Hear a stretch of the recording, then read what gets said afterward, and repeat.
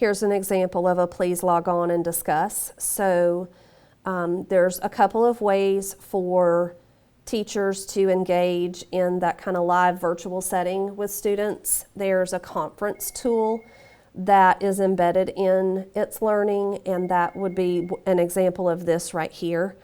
And the reason that's helpful is because a teacher can do a small group discussion with just a few students. She can create this conference with them. It shows up on, like you saw here, their resources. Please log on and discuss, so they know they have a particular login time. It's assigned for this particular day, and they would click this button to join. Microsoft Teams is another tool that's embedded into itsLearning already, so a lot of our schools are using Microsoft Teams as that video conference. That's a great tool for larger groups, where the conference tool is more appropriate for smaller groups. We do have some teachers who are using Zoom. There is a way that we'll teach our instructors how to connect Zoom so that those are still accessible through the itsLearning platform. We are trying to encourage schools and families to use the Microsoft Teams. It's just a little bit more stable of a video conference tool through the platform. Zoom is still certainly okay, especially while we're in this transition, use what's comfortable. There's follow-up reports, so a student and a parent on their side can go in and see a student's grades on assignments through the follow-up and the grade report. They can go in and see a standards progress report. So we were talking earlier about the standards that are visible to a student, so any standards that have been assigned to a task or an assignment and then have been graded in the platform, they will show whether the child is meeting those standards or is not meeting the standards, and that's helpful for parents to know what student strengths and weaknesses are.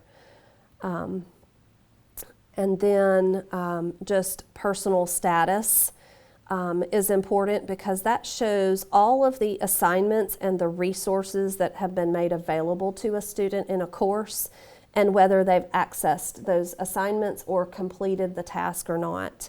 That's what the status over here. So these particular gallery walks, this student has read. The gallery discussion, the student has not participated in that gallery discussion here.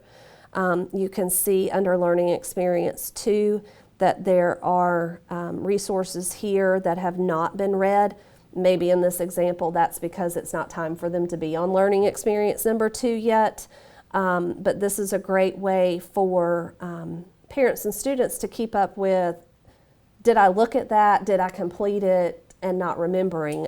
Google Classroom is a great tool, but as a parent, that was a little cumbersome for me to navigate through. And then, once we get further into exploring this tool, we'll be able to build portfolios and things like that. Parents and students will be able to see grades through itsLearning, but it's really important to remember that PowerSchool is still the official grade report. The reason that's important, a student might take or complete a task in this platform, maybe it's auto-graded, it will then feed over to PowerSchool, but particularly when we get back to a face-to-face environment, a student might do something that's not electronic and does pencil paper, and then the teacher's just going to put that into PowerSchool. So while itsLearning will keep up with things that have been completed and graded in that platform, there could be a time where there are assignments that just go straight into PowerSchool. So it's really important for parents to understand that PowerSchool still needs to be accessible. That's still our student information system and our storehouse for our grades. So that's a quick overview, a very, very quick overview of itsLearning from a student perspective. A parent's perspective is going to be very, very similar. The main difference will be that once we get everything connected and aligned, they'll have one login, and it'll operate similar to PowerSchool where it's one login and you can access all of your children at one time.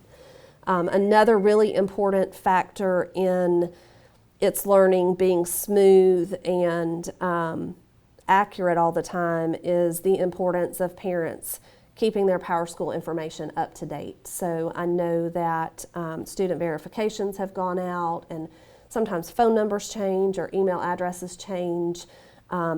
What's in PowerSchool is directly connected to what's in itsLearning. So if PowerSchool's not correct because something's changed and been updated, then it's going to cause a problem in that streamlined communication. So anytime those changes with email or address or phone number, it's important anyway, but important for them to know to keep that up to date.